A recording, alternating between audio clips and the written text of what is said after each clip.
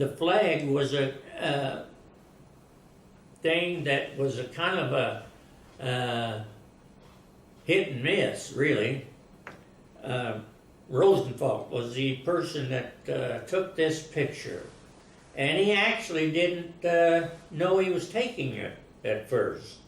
And when he got ready to send his canteen or canisters back to the ship, well, they wanted him immediately to come off that island and explain that picture, because it became Marine Corps' #1 picture and the only one of World War II, or even any war since then.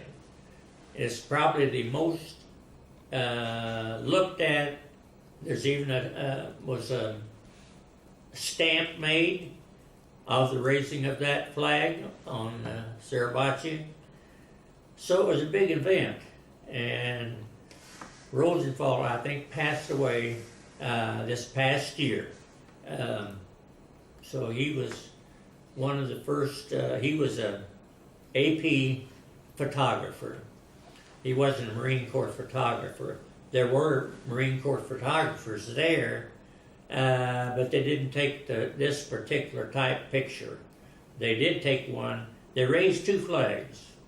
The first flag was a small flag, and one of the commanders on the ship had enough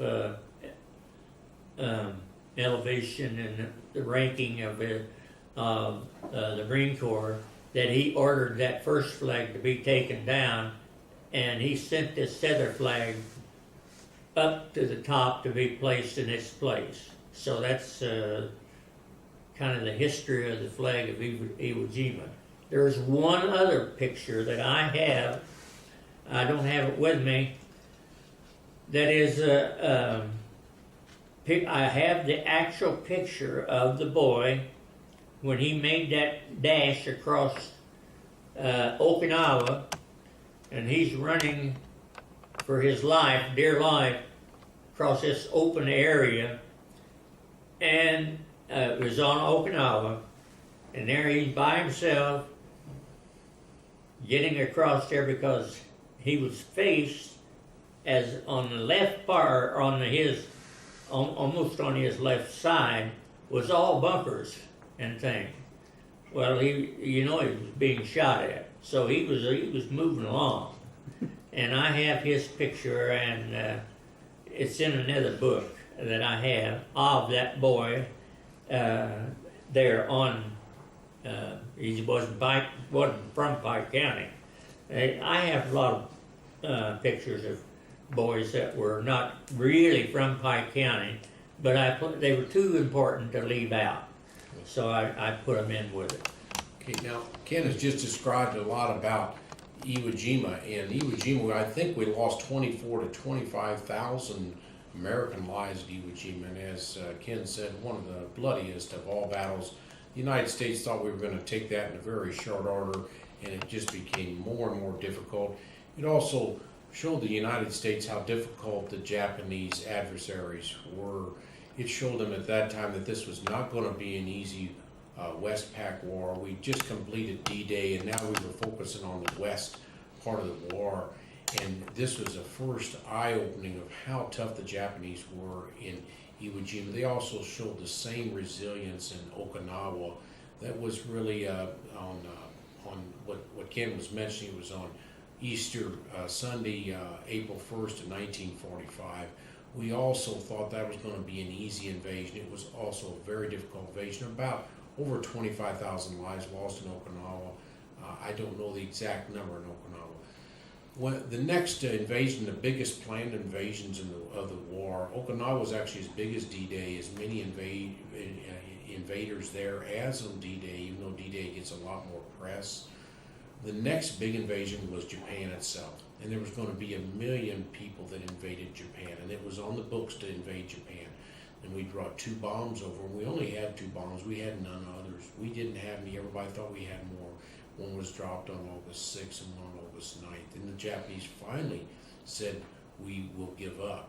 and it was a close vote. Somebody finally talked the emperor into calling the unconditional surrender. But if we would have had to invade mainland Japan, as Ken witnessed, and Ken may not be here today, if we'd had to invade mainland Japan, my father would not have been here during his life. He invaded Okinawa on Easter Sunday of 45. Ken probably would have invaded mainland Japan. He probably wouldn't be with us today. There would have been heavy losses because the Japanese were a tremendous fighting population. They fought to the death. And with that type of population, we had a very difficult time. So the atom bomb, even though there's lots of debate of should we have dropped it or not, we've probably saved Truman probably saved many American lives by dropping the bomb. Japanese didn't know we didn't have any others. We didn't have any others. There wouldn't have been any made in creation till probably completed till early in 46. So it would have been 6 months before we had another bomb. Anyway, we've talked with Donna and Ken this morning about a lot of World War II history, but mostly about his documented World War II history. This is an article written on Ken by a gentleman that is now one of our leaders in our city. Rick Davis wrote an excellent article on Ken and how difficult it was how difficult his project was of documenting the lives of greater than 1,900 World War II soldiers, sailors, Marines, Coast Guard, Merchant Marines. This is just a fabulous thing that Ken and Donna have done, and this has been donated to 2 different libraries, and we're going to try to put this on the internet. The library at Petersburg and one other place. Ken, where's that other library that you donated to? It will be Winslow. Winslow and Petersburg. All these books have been donated, and we're trying to scan these and make them part of history, so everybody everywhere would have a chance to look at them free of charge. Thanks to Donna and Ken, and we're going to try to put this film on the internet so that people understand more about the person that created this, understands the evolution of him and his Marine Corps heritage. The United States is very fortunate to have the finest generation, and Ken and Donna are part of our finest generation, and I've been so pleased to know him and Donna for the last 8 or so years.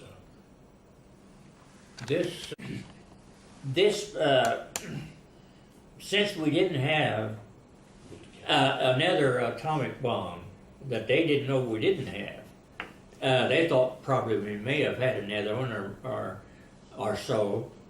And the emperor really was a person individually from the other population of the Japanese people, and eventually they convinced him enough that it would be too expensive for them, life-wise and everything, to take another hit or two with an atomic bomb. Well, had we gone ahead, my plans would have been with the 5th Division, and we would have landed at Nagasaki. That's where we would have gone in, and that's where they dropped the second bomb, was at Nagasaki. And that was already in place for us to land there.